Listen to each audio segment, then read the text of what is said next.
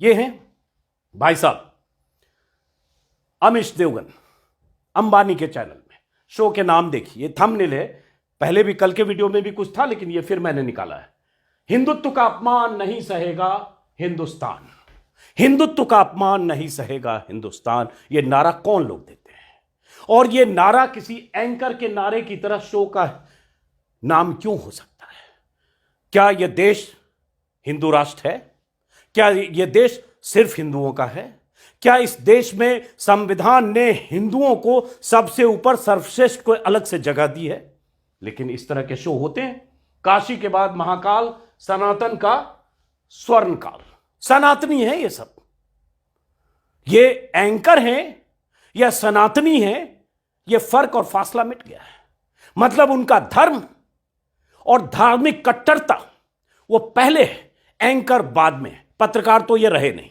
बहरहाल बंगाल का तालिबानीकरण, ये भी इनका एक शो है। और ये अलग अलग समय के इनके शोज हैं।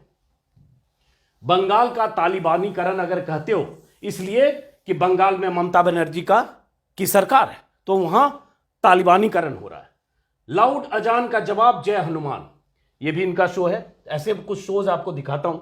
ये दूसरे वाले हैं अमन चोपड़ा, जिन दोनों में प्रतियोगिता है। अमन चोपड़ा और अमीश देवगन, वैसे और बड़े खिलाड़ी हैं। कुछ दो के नाम दिखे और बहुत हैं जिनको आप जानते होंगे। हो सकता है देखते हुए आप खुद कह रहे होंगे फला फला के नाम आपने छोड़ क्यों दिए। कमेंट में बहुतों के नाम लोग लिख रहे हैं और इन सब की डोर कहीं बंधी है। ये सब दरअसल मोहरे हैं। अर्नब गोस्वामी तो चैनल के मालिक हैं, सुधीर चौधरी बड़ा खिलाड़ी है। ये मोहरे हैं, मोहरे बनकर, प्यादे बनकर बादशाह और वजीर के लिए काम करते हैं। बहरहाल यमन चोपड़ा, शो के नाम इस्लाम से मोह भंग हो रहा है, अल्लाह को मनाना, शोर क्यों मचाना, अजान पर शो, सनातन के विरुद्ध शपथ पर धर्म युद्ध, मालपुरा मॉडल जीता, कांवर यात्रा हारी। हर वक्त हर शो सिर्फ नफरत नफरत नफरत। और जैसा कि राहुल गांधी ने कहा, हिंदू मुस्लिम हिंदू मुस्लिम हिंदू मुस्लिम, इसलिए वोट के वो नतीजे आए कि 1 लाख लोगों ने ट्विटर पर और यूट्यूब पर वोट करके कहा कि ये सब नफरती पुतले हैं। ये भाई साहब मालिक हैं रिपब्लिक टीवी के, अच्छे पत्रकार हुआ करते थे। 2014 के पहले सत्ता विरोधी धार और पत्रकारिता की वजह से मैं भी पसंद करता था। यूपीए की सरकार थी, तमाम तरह के आरोप थे, घपले घोटाले 2011, 12, 13, 14, बहुत तेवर के साथ, बहुत धार के साथ, और मैं पसंद करता था। मैं ऑन रिकॉर्ड कर रहा हूं, कई बार कहा। लेकिन उसके बाद सत्ता बदली, सरकार बदली और इनकी पत्रकारिता बदल गई। और इनकी पत्रकारिता चाटुकारिता में परिवर्तित होगी, ऐसी कि चाटुकारिता के साथ साथ वो सब धत्क्रम करते हैं जो कहीं से पत्रकारिता के किसी पैमाने में, न्यूनतम पैमाने में भी कहीं फिट नहीं होता, बल्कि चाटुकारिता कहना भी बहुत छोटी उपाधि है। बहरहाल ज्ञानवापी में हर हर महादेव, और ये इस पर सवाल गाहे बगाहे सुप्रीम कोर्ट ने उठाया है, देश के बुद्धिजीवियों ने उठाया है, सुप्रीम कोर्ट के रिटायर्ड जजों ने उठाया, और तो और सूचना प्रसारण मंत्रालय ने भी जैसे भी कहा, लेकिन सूचना प्रसारण मंत्री ने भी, अनुराग ठाकुर ने भी कहा कि मुख्य धारा के चैनल कई बार देश में माहौल खराब करने का काम करते हैं। हालांकि उनका मकसद क्या था वो पता नहीं चला, लेकिन ये वो लोग हैं। उसके बाद इस्लामिक कट्टरवाद एक खतरा, नाम काफी है, चेहरा काफी है। सुधीर चौधरी इनके शो का नाम। और अभी आपने सुना होगा साध्वी प्रज्ञा सिंह ठाकुर, भोपाल की सांसद, चुनी हुई सांसद, जिन्होंने अभी कहा घर में चाकू रखो।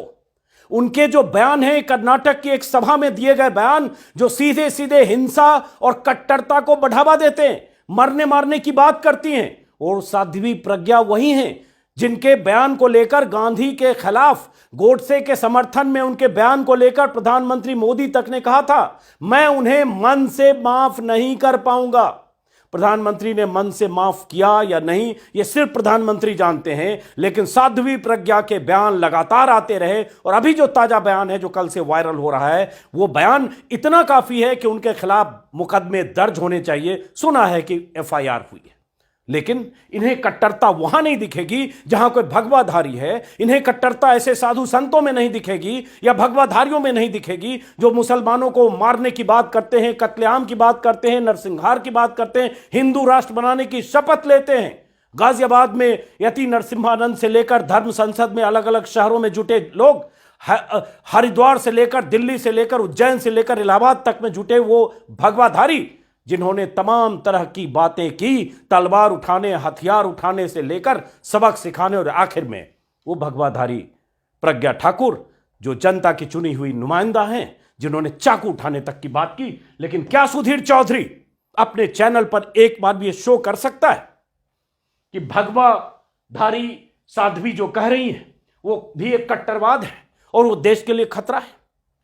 नहीं कह सकती, बहरहाल नहीं कह सकते। अब उसके बाद देश के अमृतकाल में कांग्रेस का विषकाल, इनके निशाने पर हमेशा कांग्रेस होती है। लेकिन 2014 के बाद, 2014 के पहले ये क्या थे, मैं और मेरे जैसे तमाम लोग रिपोर्टर दिल्ली में जानते हैं कि क्या थे, सरकार किसकी थी और ये कहां कहां जाते थे, किस किस कांग्रेस के नेता के अंतःपुर तक इनकी पहुंच थी, सब लोग जानते हैं, ये खुद तो जानते ही होंगे। भारत देश में, देश के अमृतकाल में कांग्रेस का विषकाल, निशाने पर इनके हमेशा विपक्ष, एक एजेंडा, मोदी के लिए मोदी की चमचागिरी करो, विपक्ष को निशाने पर रखो, विपक्ष को बदनाम करने की मुहिम का हिस्सा बनो, ऐसी ऐसी कहानियां गढ़ो जिसका सच से कोई दूर दूर तक का रिश्ता नहीं, और कई बार माफी भी मांगनी पड़ी है, इन्होंने भी माफी मांगी है। इनके नैरेटिव हर वक्त कहीं से संचालित होते हैं, उसके आधार पर ये काम करते हैं और माफी मांगते हैं, फिर अगले दिन उसी काम पर जुट जाते हैं।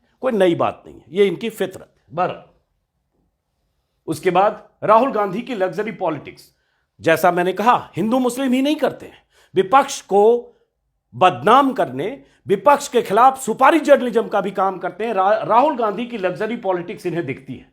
ये राहुल गांधी की लग्जरी पॉलिटिक्स की बात करने वाले साहब, इन्हें प्रधानमंत्री मोदी में कुछ नहीं दिखता, उनमें रब दिखता है। प्रधानमंत्री मोदी में इन्हें रब दिखता है, राहुल गांधी में इन्हें लग्जरी पॉलिटिक्स दिखती है। क्यों दिखती है, अगले स्लाइड में आपको दिखेगा।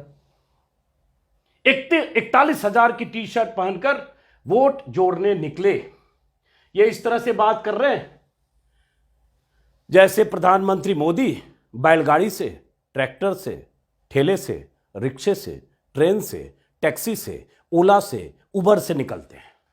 जो प्रधानमंत्री शानदार लाइफस्टाइल के लिए चर्चित है, जिस प्रधानमंत्री के पास इतने कपड़े हैं कि गिनने लगे, सिर्फ उनके जो सार्वजनिक जगहों पर जो उन्होंने कपड़े पिछले 8.5 साल में बदले हैं उनकी गिनती करें तो महीने लग जाएं। जो प्रधानमंत्री महंगे चश्मे पहनते हैं, जो प्रधानमंत्री महंगी घड़ियां पहनते हैं, जो प्रधानमंत्री सरकार के खर्चे पर, सरकार के खजाने से 8,000 करोड़ में खरीदे गए विमान पर चलते हैं, जिनका काफिला लंबा होता है, जो नई इमारत, प्रधानमंत्री का नया निवास स्थान बनवा रहे हैं, प्रधानमंत्री की पूरी लाइफस्टाइल इन्हें फकीर जैसी दिखती होगी, जैसे प्रसून जोशी को दिखी थी कि आप में तो एक फकीरी दिखती है। लेकिन राहुल गांधी ने अगर एक टी शर्ट पहन ली तो इन्हें लग्जरी पॉलिटिक्स दिखी और इन्हें ऐतराज हो गया। प्रधानमंत्री ने 10 लाख का सूट पहन लिया, अमेरिकी राष्ट्रपति के साथ बातचीत के दौरान वो वायरल हुआ। इनकी जुबान नहीं खुली होगी क्योंकि 10 लाख का सूट हो सकता है फकीर पहन सकता है, लेकिन राहुल गांधी 41,000 की टी शर्ट पहनते हैं तो लग्जरी है, क्योंकि इनकी नजर सिर्फ और सिर्फ विपक्ष पर है, बाकी जगह तो चरण वंदना है, पादुका पूजन है। अब जिन लोगों ने कमेंट किए, जो शुरू में मैंने पोल किया, जो मैंने बताया, अब बहुत सारे लोगों ने लिखा है इन सब की आपस में ही प्रतिस्पर्धा है, कैसे बताएं, मतलब आपस में कंपटीशन है, ये लोग लिख रहे हैं कि कैसे बताएं। वैसे ही ऑल द एबव एक ऑप्शन होना चाहिए, किसी ने लिखा है, मतलब सारे जो मैंने किया ना 4 में से 1, तो लिख रहे हैं कि 4 में से 1 क्या सब होने चाहिए, ऑल ऑफ द एबव का ऑप्शन होना चाहिए, ये भी लिख रहे हैं। ऐसे ही कोई लिख रहे हैं बड़ा कठिन सवाल है, ऐसे ही ऑल का ऑप्शन होना चाहिए, माफ करना सर आपको उपरोक्त सभी भी देना चाहिए। ऐसे अलग अलग जगह लोगों ने लिखा है। एक विवेक शुक्ला है, इन्होंने क्या लिखा देखते हैं। और ये 1 लाख लोगों का इस तरह से वोट करके अपनी राय देना मामूली बात नहीं है, लेकिन क्या आपके घरों में ये टीवी पर ये लोग आते हैं, तो क्या आपके परिवार में लोग इनको देखकर ऐसी राय बनाते हैं, ये मायने रखता है। विवेक शुक्ला है, शायद जर्नलिस्ट हैं, इन्होंने लिखा सुधीर चौधरी, बाकी सब तो खाली खोखे हैं सर, असल खुराफाती तो सुधीर है, मीठा जहर घोलता है यह, बुद्धिजीविता की आड़ में शनै शनै ब्रेन वॉश करता है, करने का जो काम करता है, बाकी के पत्तलकारों को 10 एपिसोड करने पड़ते हैं, वही काम सुधीर चौधरी अपने एकमात्र डीएनए एपिसोड से कर देता है। हालांकि अब उनके शो का नाम डीएनए नहीं है। वैसे ही किसी ने लिखा कि सर एक ऑप्शन चारों का होना चाहिए। तो ये लोगों ने जवाब में लिखे हैं उस वोट के साथ कमेंट। अब ये स्क्रीन, वही स्क्रीन जो थोड़ा मैंने कल दिखाया था फिर से, कि किस तरह के शो ये लोग करते हैं, इस स्क्रीन से आपको दिखेगा। सारे नाम आप खुद पढ़ लीजिए। अब मैंने कल भी बताया था, बताइए भाई साहब को, हिंदू कब तक सहेगा? अरे भैया आप क्या बात कर रहे हो? चैनल में बैठकर हिंदू कब तक सहेगा, हिंदू राष्ट्र चाहिए, हिंदू का ये चाहिए, हिंदू का वो चाहिए, ये बात करने आए हो क्या? अगर ये करना है तो आप भी भगवा पहनो और चले जाओ कहीं मठ महंत में, मठ में, कहीं अखाड़े में, और उसके बाद जो मर्जी बोलते रहो। हालांकि तब भी जो संविधान आपको अधिकार देता है, जो दायरा देता है, अभिव्यक्ति की आजादी देता है, उसी दायरे में बात करनी चाहिए। लेकिन वो सारे दायरे टूट रहे हैं, और जब दायरे सारे टूट रहे हैं तो कार्रवाई कहां होती है? जहां उसका नाम कुछ और होता है। बहरहाल, तो ये कल के वीडियो में भी चूंकि बताया था, ये सारे इनके शो इसी तरह के होते हैं, नफरती और एकदम जहर से भरा हुआ। ये आप देख रहे हैं, विकसित राष्ट्र या मुस्लिम राष्ट्र, राजनीति का केंद्र बिंदु हिंदू, राजनीति का केंद्र बिंदु इन्हें हिंदू चाहिए। ये है कल का। उसके बाद कल भी मैंने दिखाया था, वही रिपीट कर रहा हूं, कुछ एक दो स्क्रीनशॉट।